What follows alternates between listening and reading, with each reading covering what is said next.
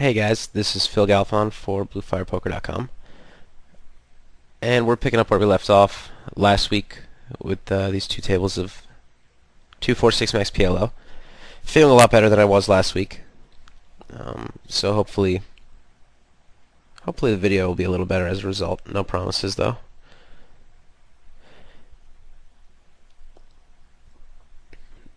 I got a little bit of feedback from you guys as far as which video which video formats you prefer as far as number of tables, and it doesn't seem like there's much of a consensus at all.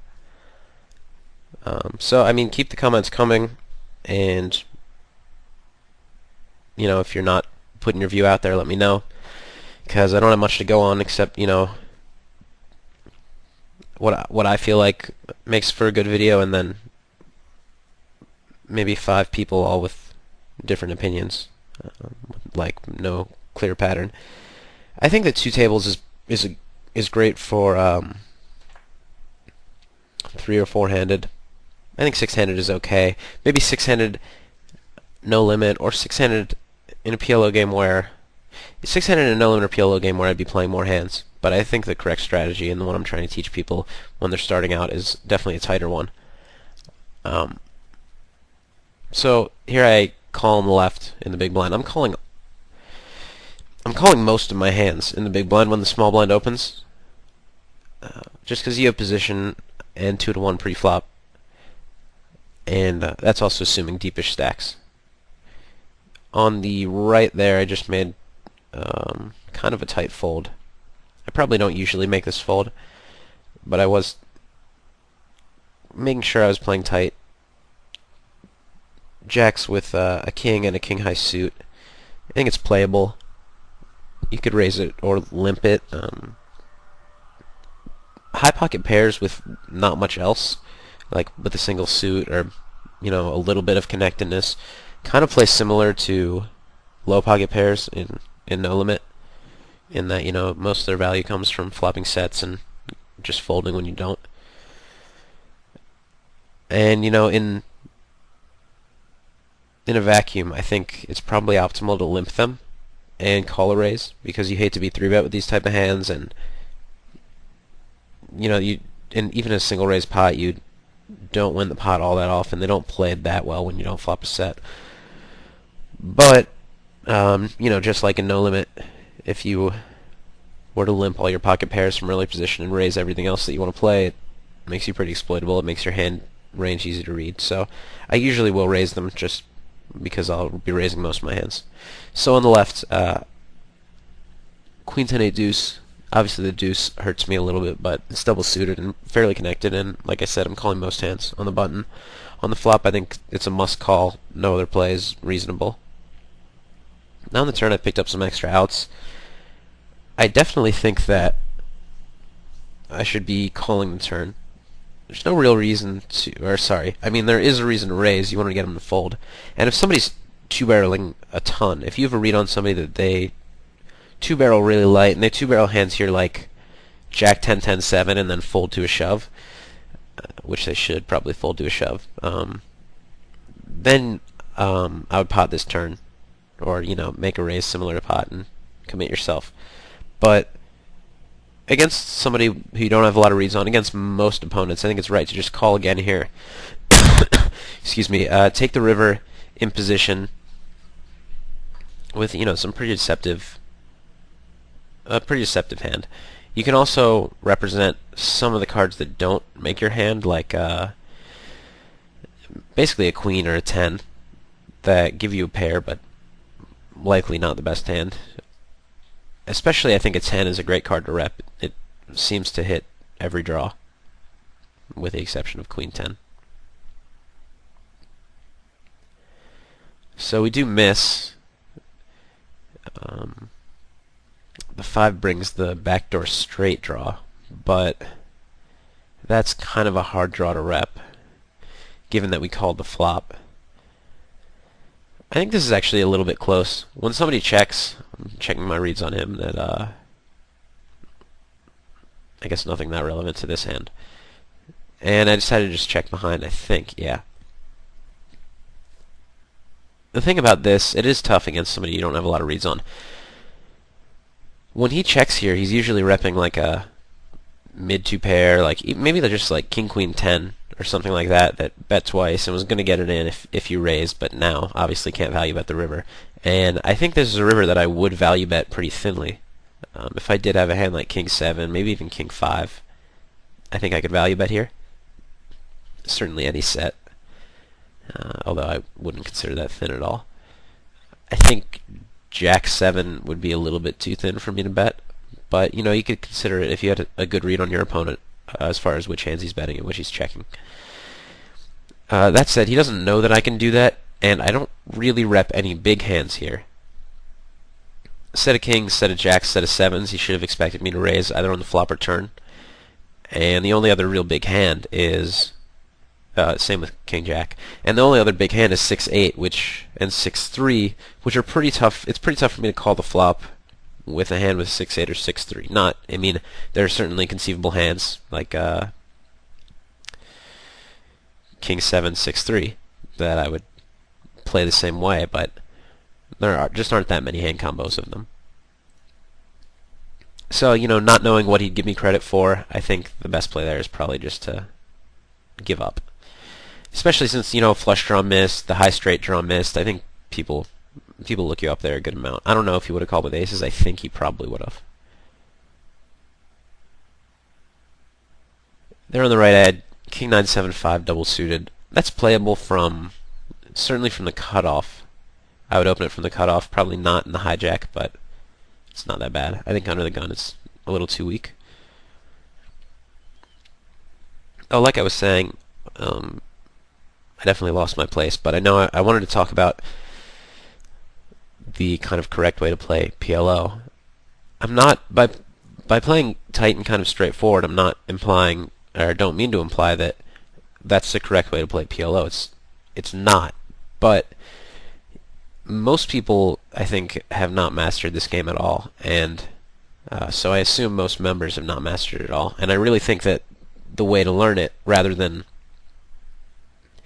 just watch me play the style I play at high stakes and try to emulate it, is to start with a really straightforward game. Make sure you're playing, make sure when the money goes in, you're set oversetting them and draw overdrawing them, and that seems like you're just running good. But if you play hands that flop top set, not hands that flop bottom set, and you play hands that flop nut flush draws more often and not 7 high flush draws, then you're going to find yourself in a lot of spots where you're getting your money in really good. So I think the way to do it is to start off like that and be playing the best hands, play straightforward for the most part. Obviously, I'd recommend that you fit in some thin value bets and some slow plays and check raises and bluffs, things like that. But I think just start with like a pretty solid style, and then from there start adding some deception. Once you have that down, start adding your bluffs, and then start adding your thinner value bets, start adding all of your trickier plays. I think it's nice though to have like a good foundation of tight solid play before you go on and mix it up a lot. And the other great thing about PLO, I think even more than No Limit, is that tight solid play, even if you're really straightforward, will win you money in most games.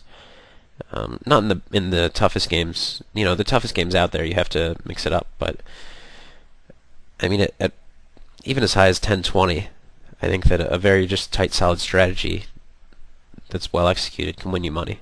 Okay, so here I open the button with a 6-4 deuce. Not a good hand at all, but definitely strong enough to open the button. I think I said in the last video I open any suited ace, and this does have a little bit of connect in this, although they're low cards, so it's not a great hand. He 3-bets, and it's tough to figure out whether or not calls like this are profitable pre-flop. There's no kind of equity calculation you can do that really, at least with technology we have now, that can let you know all the possible flops, turns, and rivers, how this hand will play against the 3-better's hand, and whether or not you can call. I do know that your equity pre-flop can never be that bad. Certainly, this isn't a hand that flops super well, so there's some considerations for that. But you do have position and deep enough stacks that I think a call here is best. I can't say I'm positive about it, but I think it is, and most people seem to think so too. When he checks to me, I think that his range is mostly over pairs, some kind of like ace king jack 10 or ace king queen jack, maybe like king king 10-4, just hands like that. And then occasionally he'll have like an like ace king queen 5 and just total air and be check folding. Most of the time though, I think he's check calling. A small bet, maybe check folding to a big bet. I do, I mean, I have no outs, so with the exception of backdoor flush draw and backdoor low straight draw. But I think this is a board that, first of all, I think that it is possible that he would check with queen 10, but I think it's not super likely.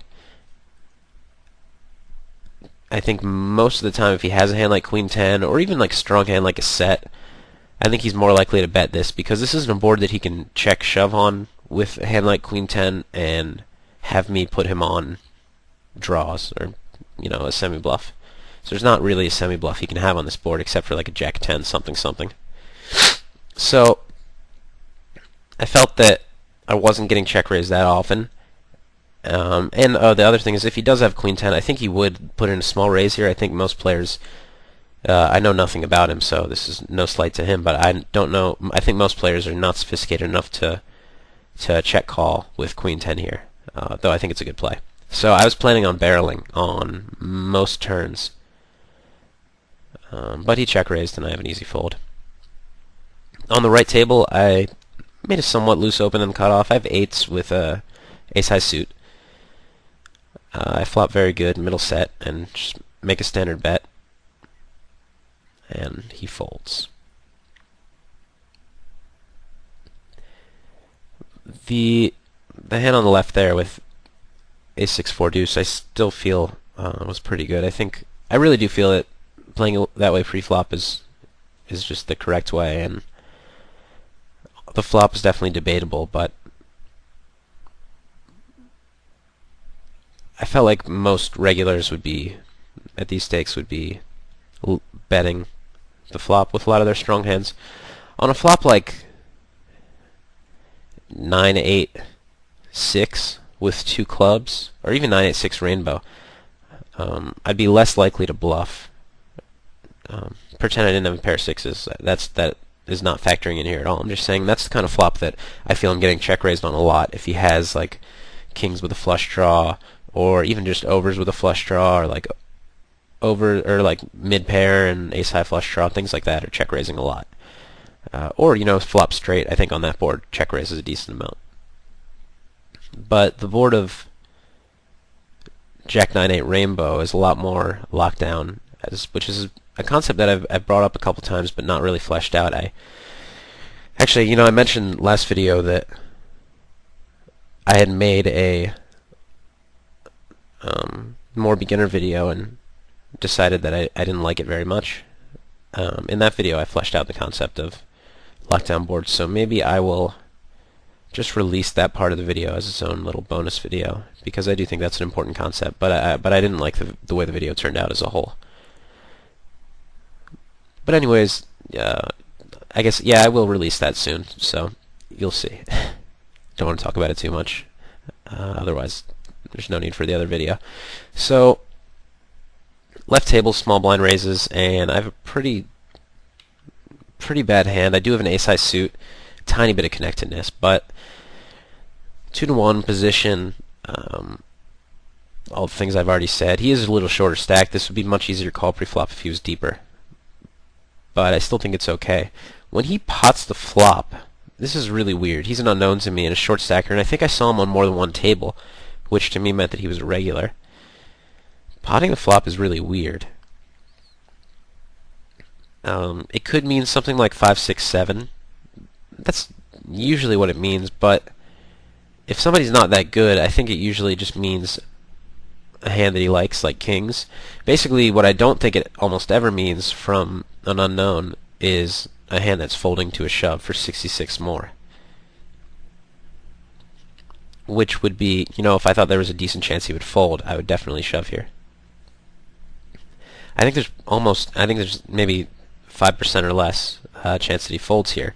And my hand is pretty much, backdoor flush draw and the ace and the 8. That's assuming he has a hand like jacks. And if he does have 5, 6, 7, let's say like king 5, 6, 7, he has the king, he has the 5, the 6, the 7. So I'm not in that great a shape even when I'm ahead. I don't think he's ever doing it with like, I don't know, ace king 5, 5 or something like that, where I'm in very good shape.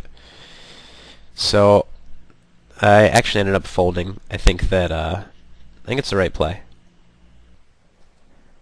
Here on the right table, I limped under the gun with decent jacks. This is the kind of thing, this is the kind of hand I was talking about before, where I think the optimal play is to limp. And, since I'm not super worried about them reading too much into it, or, them learning too much about my game at this level, I decided to go for the limp. Pretty bad flop overall. I will c-bet just as kind of a... I don't always c-bet this. If I didn't have jacks, I think I'd be more likely to check it back and hope to improve to 2-pair, maybe make some call downs. Whereas with, no 2-pair outs, my hand doesn't play well even against, like, anything with 1 pair. Almost anything it doesn't play well against, so I just would rather not give free cards to those hands. I think people fold a lot on 3 flush boards. So just start the action back up, and I do fold on the left like I discussed. I think that's probably the best play given, the information I don't have. Alright, so here I have some notes on him that, so far what do we have? He's played top pair and open-ender passively on the turn after I 3-bet pre and check the flop. I think that's what that means. Yeah. And he went for a river check raise when he hit the nut straight and check down 3-bet pot. And then he did bet twice with ace-ace on the king-jack X, and then that was on the left table recently in this video. To be honest, none of that helps me too much with this situation, but I really, really felt as soon as he let out that he was bluffing. The reason why is I think that I assume he knows my screen name, knows that I play in the higher stakes, and generally I just don't think that somebody's going to be leading out at lower stakes with a hand like an 8 high flush here for value. I think that if he's leading out for value, it's with an ace high flush, pretty much exclusively an ace high flush. So I think he's either bluffing. I think he's bluffing, is what I'm saying. But the reason I don't think he'd lead out with like an 8 high flush is I think he'd be too worried. Even if, take my name out of the equation against anybody, I think that he would just check call with that hand. He wouldn't want to bloat the pot because he doesn't want to get in a situation where he bets and I raise the flop, because that's a pretty bad situation for him, obviously, in general, and a tough situation to be in. So I felt that he wouldn't be leading his low spades, and I thought that he would almost always check raise with the nut flush, just because, I don't know, I find that a lot of players at lower stakes don't lead the nuts on this board. Turn is an 8, which is not a great card. It's not a terrible card, it gives me a gutter, so that if he is like quote-unquote bluffing with a hand like Queen 10 or a set of 3s, then I do have some extra equity. I decided that it was possible that he was 2-barreling with 2-pair, but I still felt like I'm still sticking with the way I felt on the flop, and which was that he really did not have a flush. Almost ever. And when I say sticking with it, I don't mean that you should make a read early in a hand and then just ignore all other information. The way that you use your reads from previous streets on later streets is that you factor them in when considering all of his actions up to this point. And there's like a lot of cool ways to do that with Bayesian analysis, but that's a whole nother video. Anyways, I decided that I could call the turn here and probably bluff a river if he checks to me, given that I think he would bet a hand like Queen 10, then Queen 3, or like a set of threes maybe, and then check the river probably, just because, you know, he wants to see if he's good, and I feel like people don't bluff a lot with those kind of hands too often on the river. And, you know, once I call two streets on a three flush board, he has to assume that I have his set or two pair beat. That said, you know, I thought I was good a decent amount of the time, and I thought that the times I was not good, that I could take it away on the river a good amount of the time there. I don't feel like this is a board that people three barrel on that much, unless they do have like a naked ace of spades maybe. But even then, I don't know. People check raise that more often than they lead it. So I do river two pair, and he still bets. So, you know, as far as relative hand strength goes, I have a pretty bad hand on this board. Yes, I have two pair, but that's beat by any flush. It's beat by most two pairs. It's beat by straights. It's beat by sets.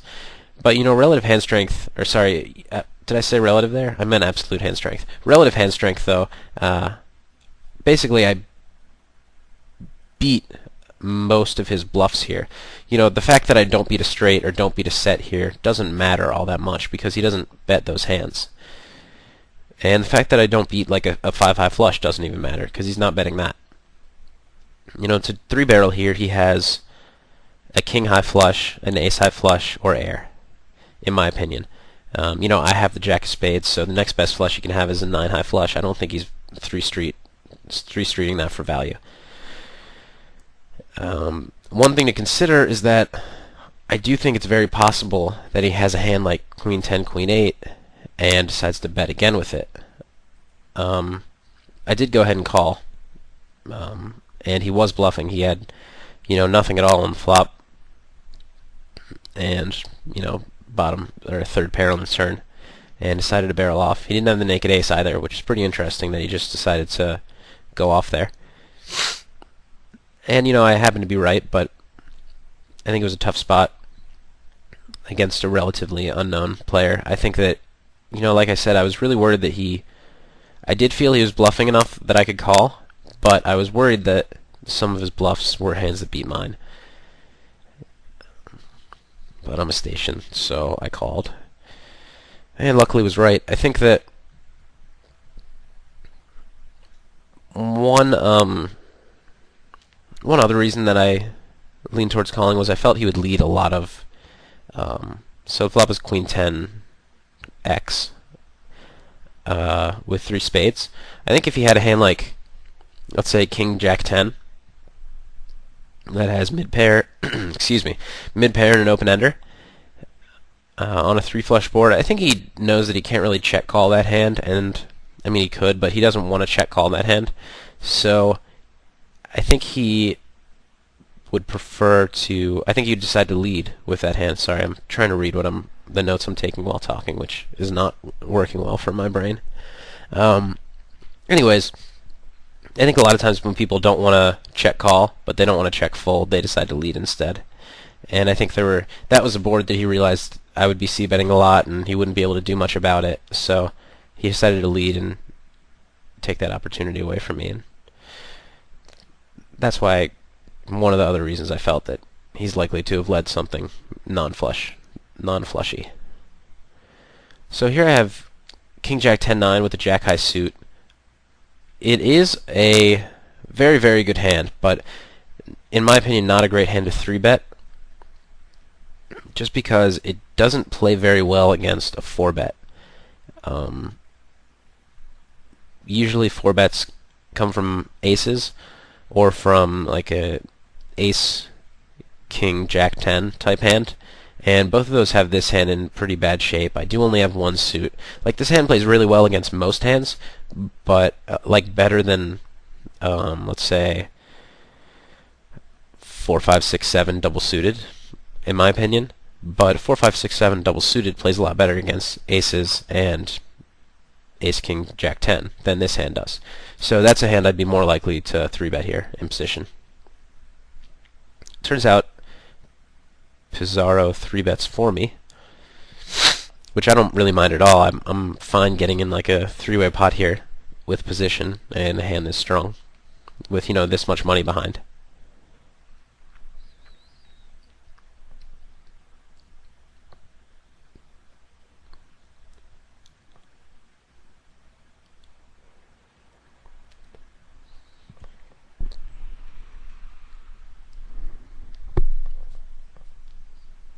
So he's taking his time here, and that usually means he's thinking about raising. And once he 4-bets, I can't really get this in 3-way pre-flop. It's not strong enough. A hand like... I really encourage people to go run some equities. There is a... I guess the best website for it right now that I know of is Pro Poker Tools. I believe it's propokertools.com, but I'm not positive on that. If it's not, I can let you guys know if you ask me in my blog or something.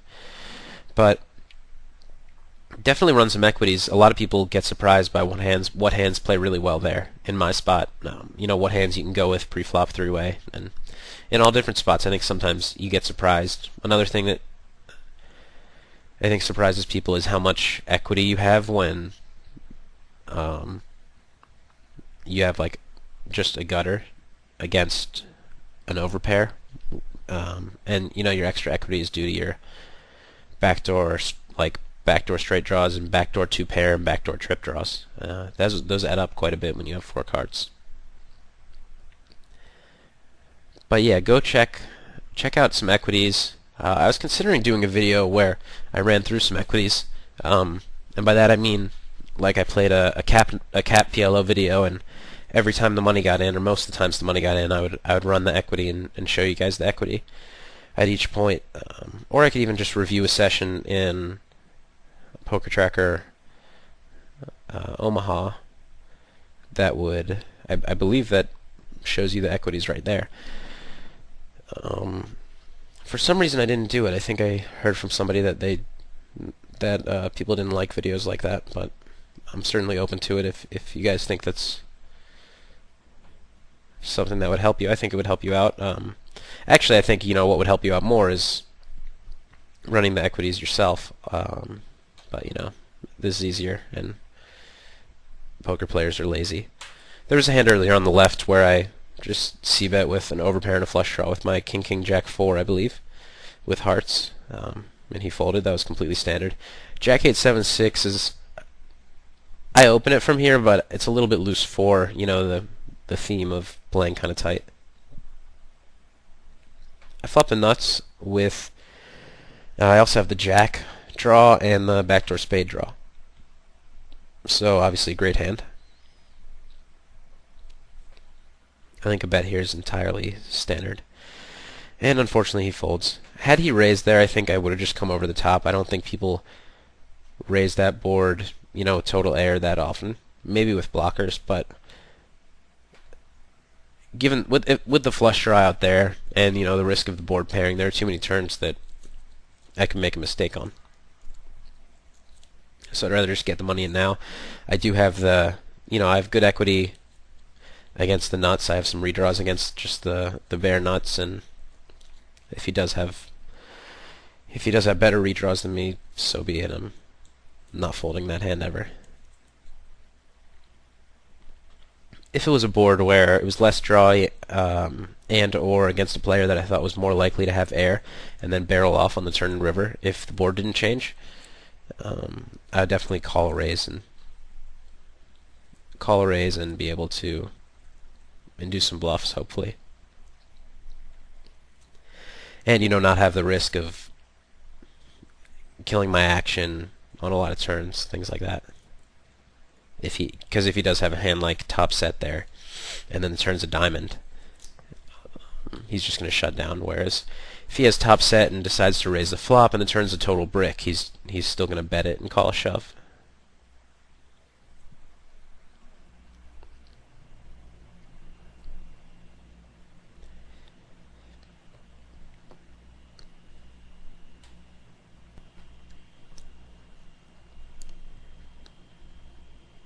If the video skipped at all there, it's because I paused for a second.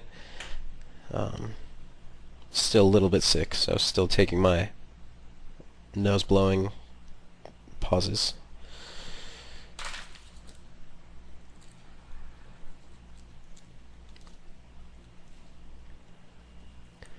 Queen 8-8-4.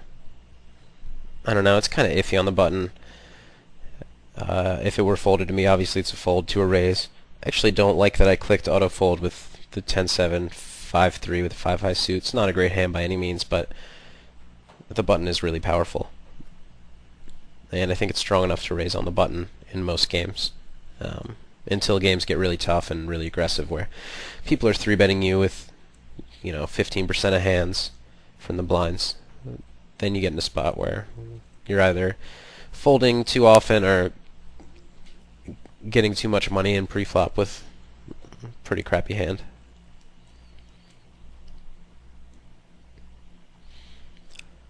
Nine four deuce deuce I think is not playable. It is double suited, and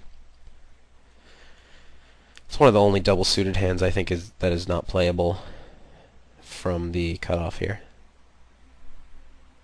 I have to think that through a little bit, but most double suited hands you can open in the cutoff.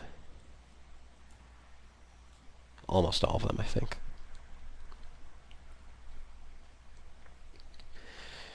King Queen 9-8 is a pretty good hand. Queen high suit. Some connectedness, some high card power. If the short stack raises here, I have to fold.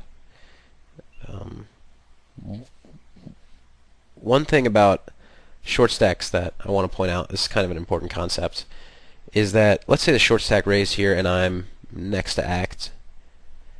If I call, whether or not somebody calls behind me or 3-bets behind me, I'm in really bad relative position because the short stack can make a bet that commits him, and then I kind of have to make a decision against his $56. So let's say he raised there to 12 and I call, and somebody else calls. Let's say the button calls, and we have 42 in the pot, and he shoves flop for 44 or 45, I guess.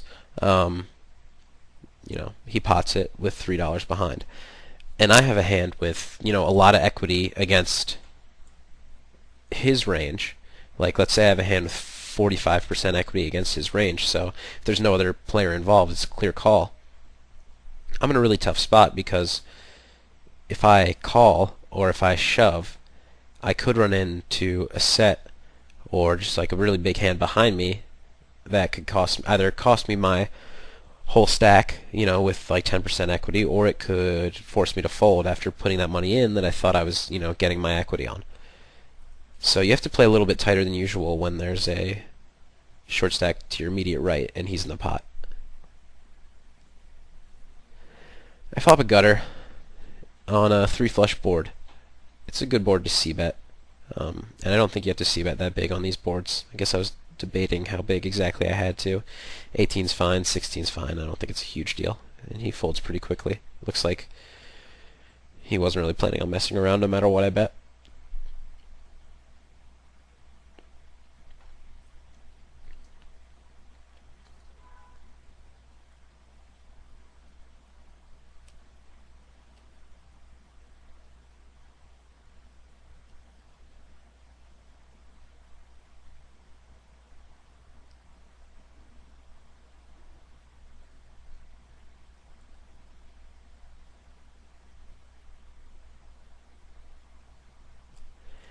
PLO really is a game kind of about stack to pot ratios and different stack sizes.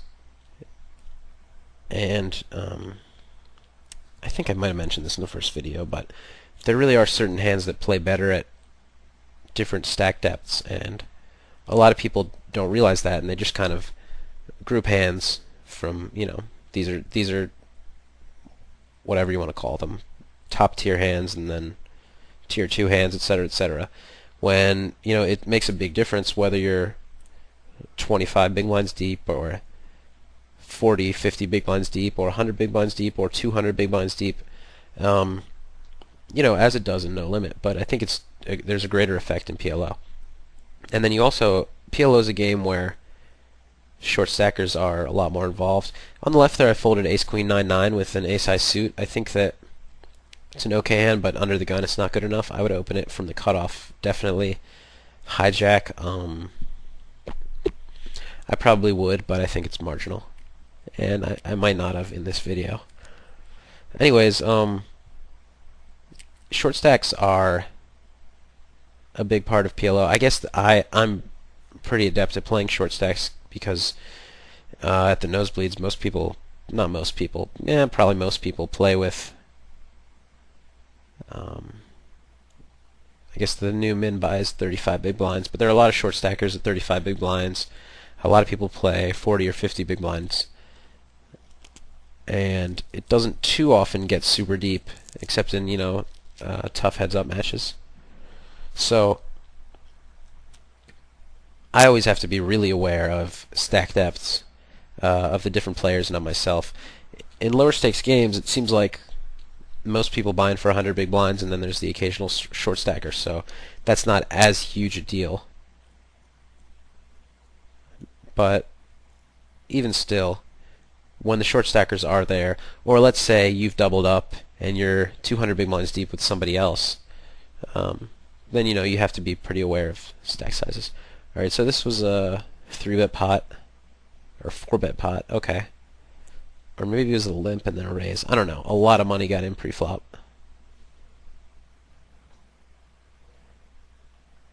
Actually, okay. Yeah, a lot of money got in pre-flop. So with that much money going in pre-flop, I guess it's...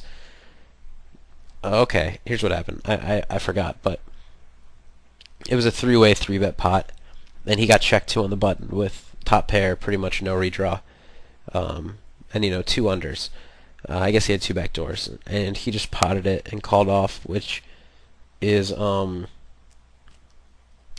depends a lot on the tendencies of your opponents. It's certainly not bad to get it in there, but it's not standard, I think. And it's definitely something to note, first of all, that he got it in there, and second of all, that his bet size was pot. It's also important to note that Nutmilk, is that his name? That's cool. That he didn't pot into that player with Queen Jack Jack 7, I believe it was, on King 10x. Instead just checked and got it in. I don't like his play. I think that if he did bet there, he puts Omaha God in a really tough spot with the hand he did have and some other hands that he wants to get a fold out of. And he also sometimes gets value from like a Queen Jack 9 or Queen Jack 10, like even Queen Jack 10 8 or something that he's in pretty good shape against. So I'd rather just bet and take down the pot there, hopefully, or get it in good occasionally or get it in slightly bad occasionally.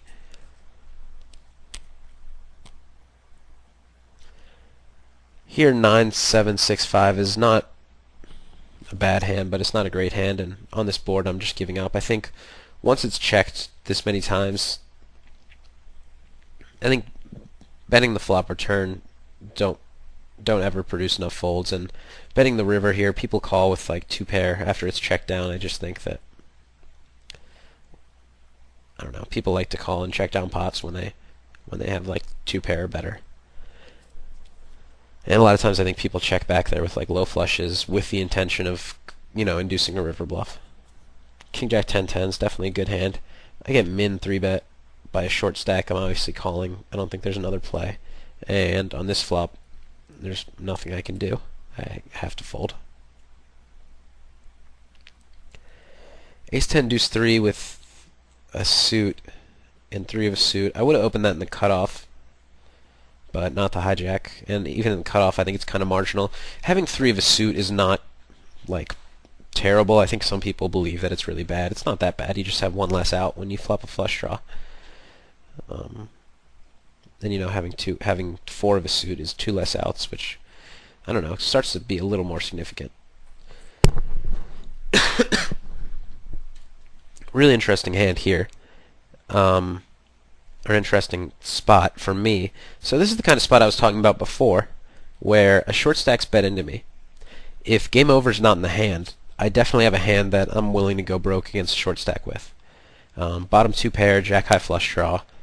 He could be doing this with just like a random ace. He could be doing it with a 6 and a flush draw. He could be doing it with an open ender or a low wrap, which I crush, or like 5, 6, 7, which I crush.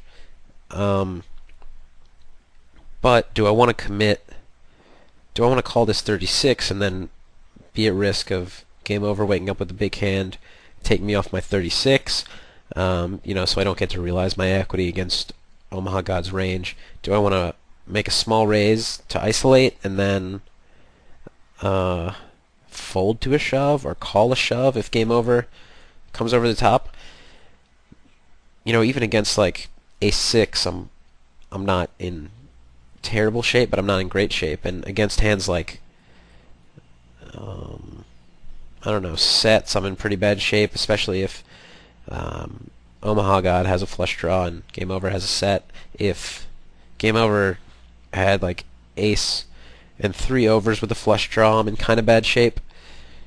And if you happen to have like top 2 or top and bottom plus flush draw or set plus flush draw, I'm obviously dead if my flush draw is no good. All that said, I do have a fairly strong hand here. And it's not all that likely, given that I have 2 of the flush cards. I have a 6 and a 4. He didn't 3-bet pre-flop, which makes it a little bit less likely he has aces, so he's probably not going to wake up with a set here. It's a little less likely for him to have 2 pair. And my hand, I think, is just strong enough where I would like to... I don't want to fold it. I actually did fold. I actually don't remember folding that. I thought I made a small raise. I think that the best play there is probably to call.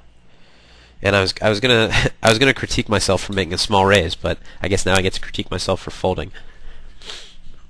Omaha God has shown that he's willing to just get it in with 1 pair sometimes, and it's just pretty rare that game over is going to come over the top, or have a hand strong enough to come over the top. He's obviously not going to like make any moves in a pot like this with the short stack committed.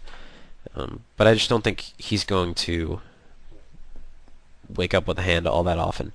I think that by calling, it's only 36, so if he does pot it, I'm able to fold if he does wake up with a hand. And if he... Sorry. The reason that I didn't like the idea of calling was that there are a lot of turns that are kind of bad for my hand. Like an offsuit 7 turn brings a lot of straights and makes my 2 pair pretty crappy, because now like even just 6-7 beats me, or 4-7 if he somehow had that with a straight draw, although his straight draw is probably there. But I think he's still shoving 100% of turns, and I'm calling 100% of turns, so it's pretty much the same as me getting it in with him on the flop. There is a small chance he check folds some spade turns, I guess, but for the most part, it's the same as getting it in on the flop with Omaha God, and it doesn't risk as much if game over were to come over the top. So given how unlikely I think it is that game over is going to wake up with a huge hand, just hand combos wise, and the fact that Omaha God has shown that he can just get it in there with not a great hand. I guess, what, his ace king 8 deuce hand, he did have 2 back doors and the pot was already pretty big, and he was checked to in 2 spots, so I shouldn't really be putting too much stock into that. I know I keep going back and forth here a little. Sorry about that. That play was a close play, and it does a good job of illustrating the point before of how to avoid those spots pre-flop. Anyways, I think whatever. I think call's best, but it is close. Anything's fine. And moving on. On the right table, I believe cutoff min raised, and we both called. I think I probably would have called a raise to 12. Maybe even probably not 14. The deuce and the 5 are pretty low, but I am double suited with the jacks. Here with queens, I decided to check behind. We have pretty bad stacks for a bet, given that any diamonds are going to shove. King's probably going to shove. It is a good board, but basically I'm not really making him fold anything that has me beat, definitely. And I'm also not making him fold hands with a lot of outs. So checking behind isn't giving him isn't giving him like a free look at a lot of outs. On the turn here, I think same thing. It looks like he's seems like a low stakes when players snap check. They're just dumb at the hand, but I didn't really see a reason to protect my hand, given that there was some chance he would come back over the top, and also it's just, hands out. He probably was drawn to like 2 or 3 outs there. So yeah, he had, I guess he actually had 2 8s and 3 aces. So 5 outs there. So whatever, give him a look at 5 outs. Very good hand here on the left, super premium, pretty much. You'd rather the queen of hearts and 10 of spades switch so that your suits are king high and queen high, but king high and 10 high I'll take. And it's, good connected hand, high card power, and it's a great hand for a multi-way flop. Unfortunately, I completely miss. I have backdoor straight draw, backdoor hearts, but with 2 short stacks in the hand, I'm not going to c-bet this. Even without short stacks, I'm not going to c-bet into 3 people with pretty much no equity when called.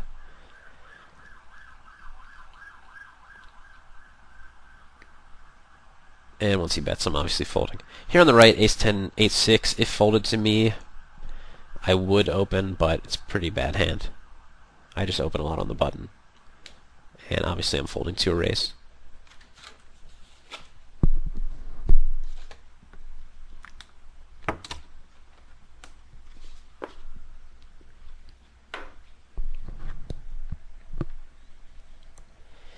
Ace queen deuce 4, obviously terrible hand. Even double suited, I think that's a hand that's way overvalued by a lot of people. Is 2 high cards, 2 low cards, double suited. The low cards really hurt you in a lot of ways. Just like your 2 pair hands are going to get you in a lot of trouble. Your low straights are going to get you in a lot of trouble. There's like not a ton of there's like no connectedness when you have 2 highs and a low, or 2 highs and 2 lows. And even if you have like 4 low cards, 2, 3, 4, 5, which is 4 in a row, good connectedness, there aren't a ton of straights it can make, and when it does, they're not good straights. Your trips are not going to be good trips. Your 2 pairs are going to be not good 2 pairs. I guess your 2 pair you'll also have open enders with, so that's nice.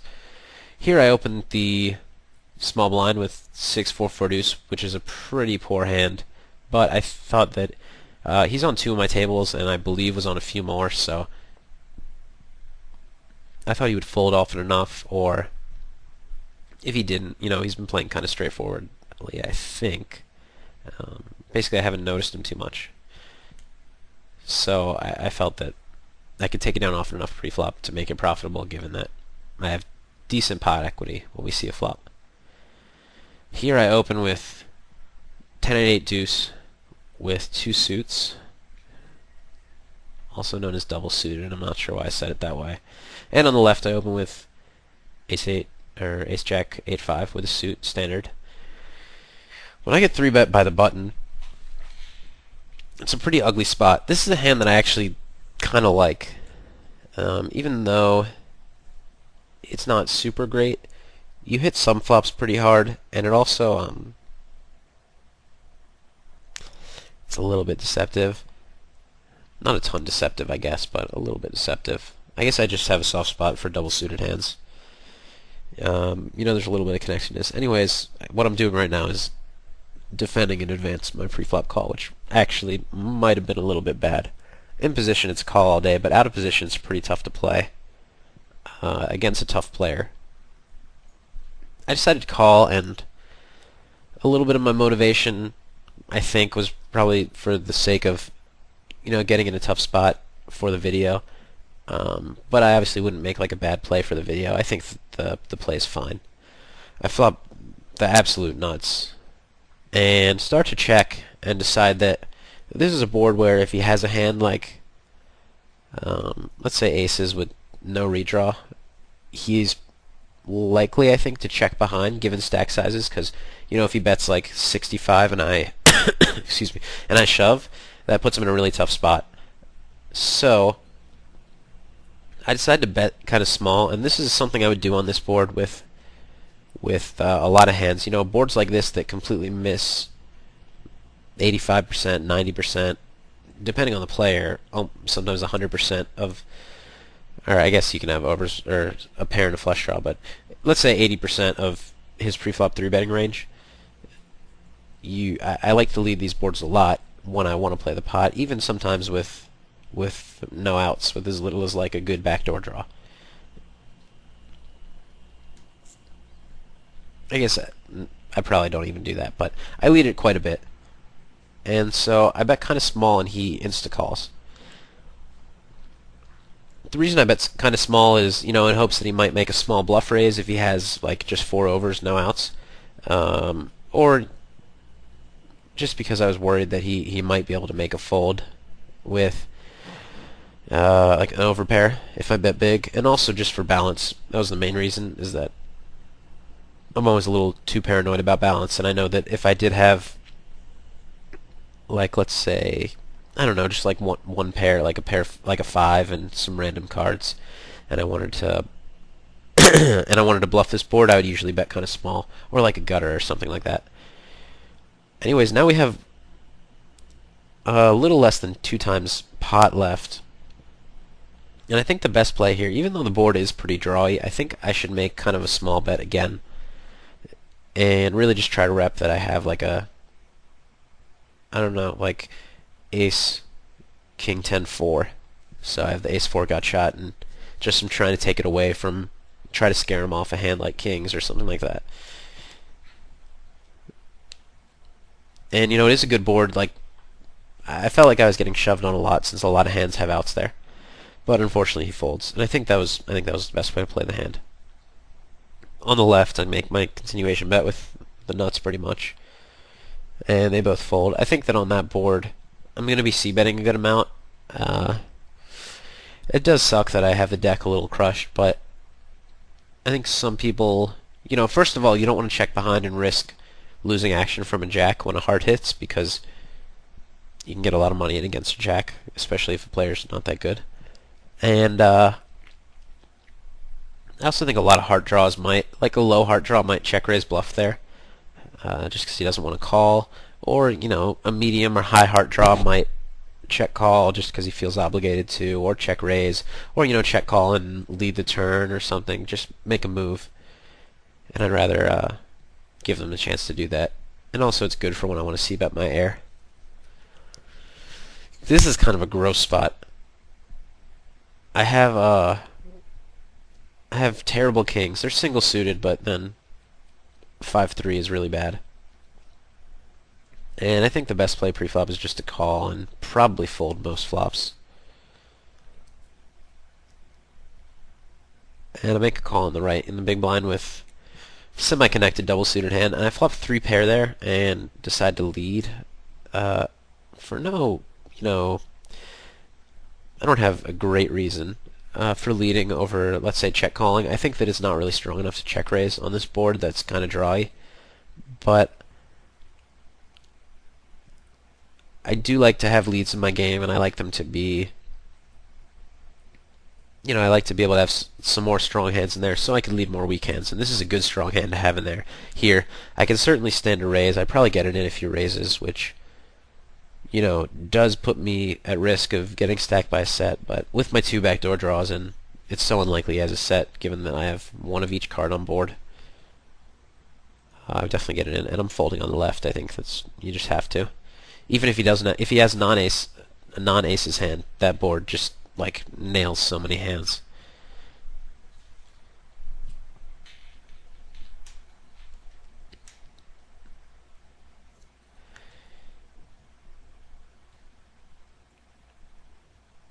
Basically, with your leads, until you have a good read on a player, I think that you should be pretty confident with how you're responding to a raise. So either pretty happy to get your money in, or pretty, not upset to fold. And once you have a history with a player and a little bit more of a read, you can start to mix in those hands that are kind of in between, and so it's pretty much for value, but you also, would hate to be raised, or hands that are,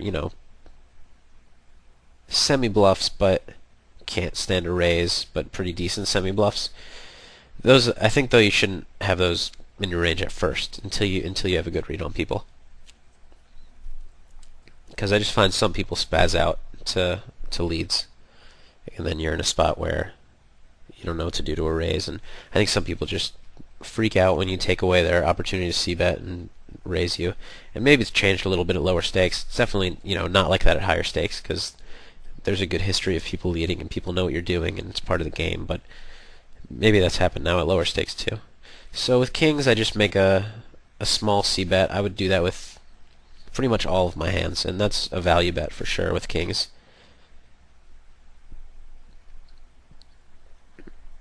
King, queen, queen, 9 with a suit is a good hand. 8-8-4-4 is a good hand pre-flop with a suit. This board it's a tough spot to play because I don't really love check calling or check raising. So I decided to lead. It's another one of those spots where if raised, I'm not happy, but whatever, I can get rid of my hand. So he calls.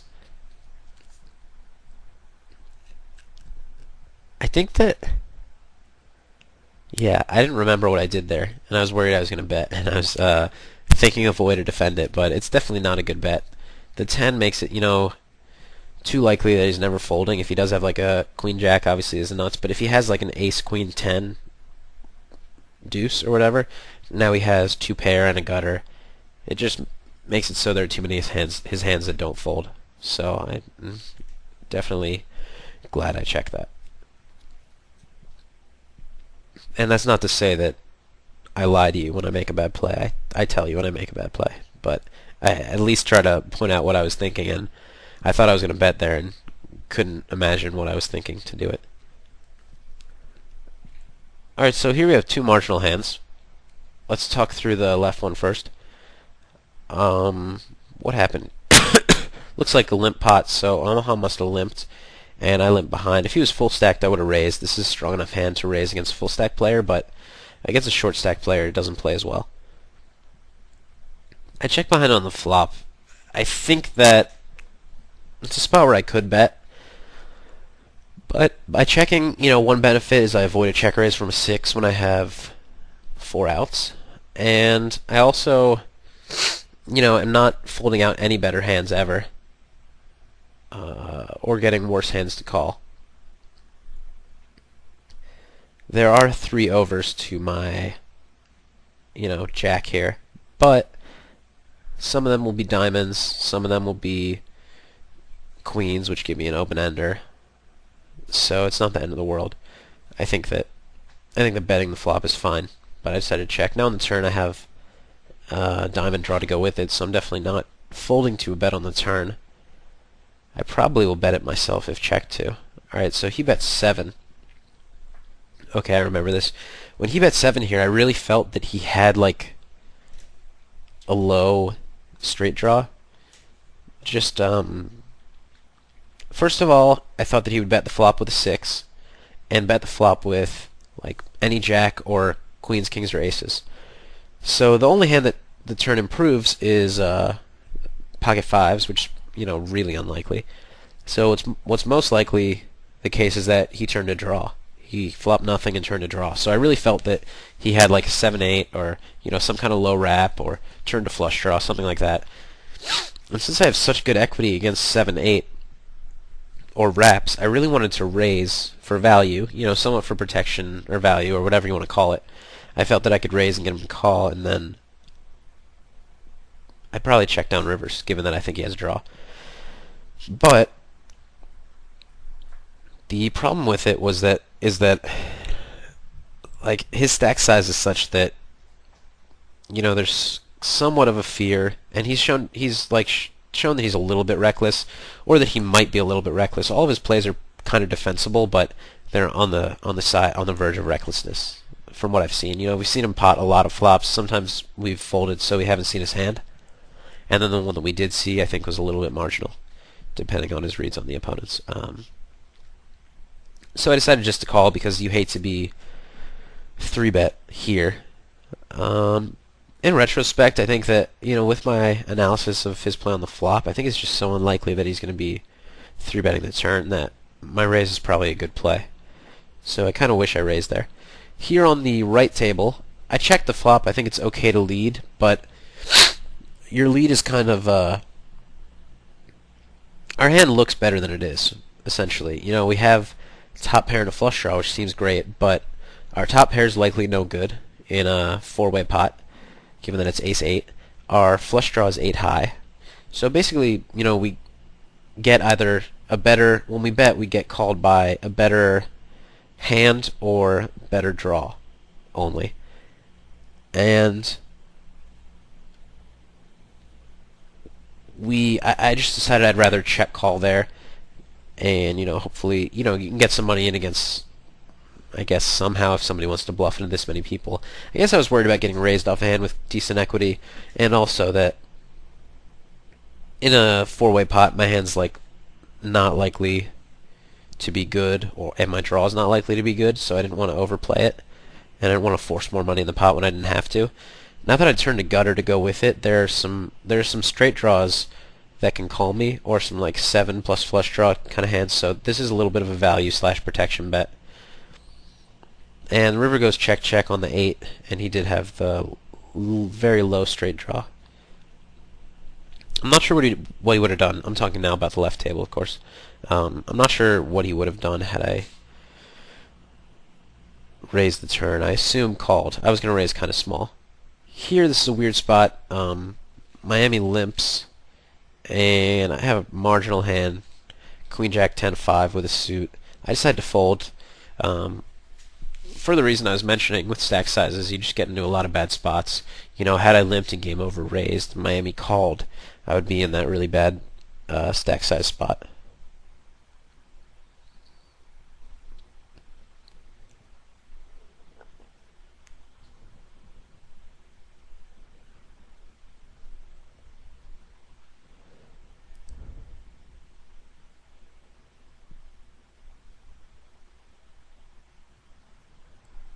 Queen 9-5-3 is pretty weak hand.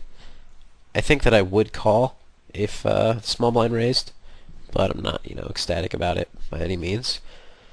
He folds though.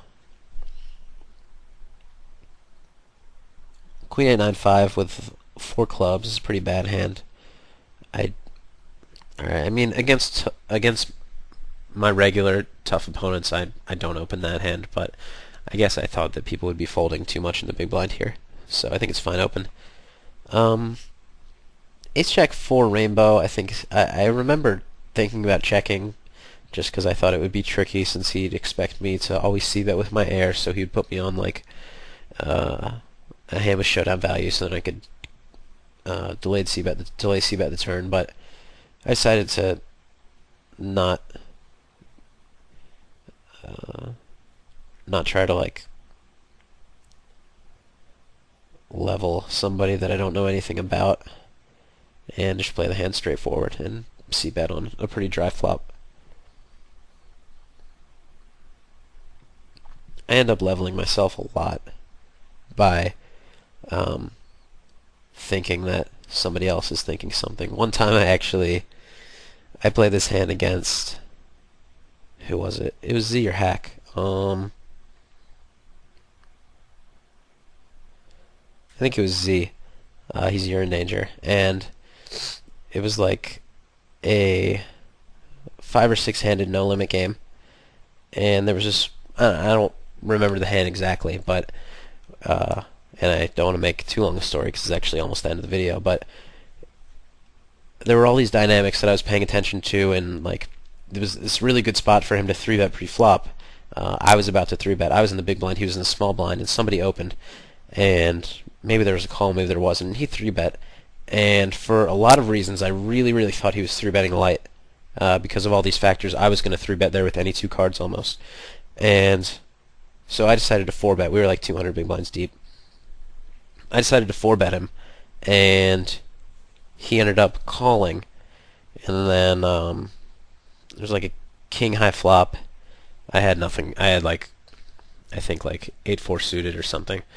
And I ended up 2-barreling, and he check-shoved the turn. And I asked him about the hand later, and he had kings, and which was top set, and I was trying to explain it to him. I was like, yeah, I knew you were thinking this, and that this had happened in the last couple orbits, and these things were happening. And he was like, oh, I was watching a football game, I didn't notice. So I end up doing things like that a lot, where I think somebody's thinking everything that I am, and it turns out they're not at all. So here on the right, I wasn't paying attention because I was telling my story, but it looks like, I'll back it up, I guess, just to check it out. Okay, yeah, I raised to 12, yeah, with a very good hand, and get called by the very short stack.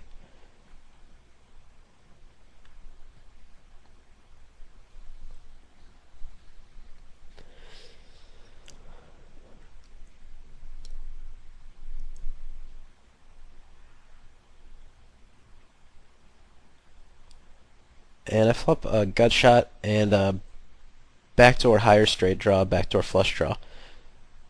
The short stack has a little over half pot, and I think the best play here, I think I have two options. Three options, actually.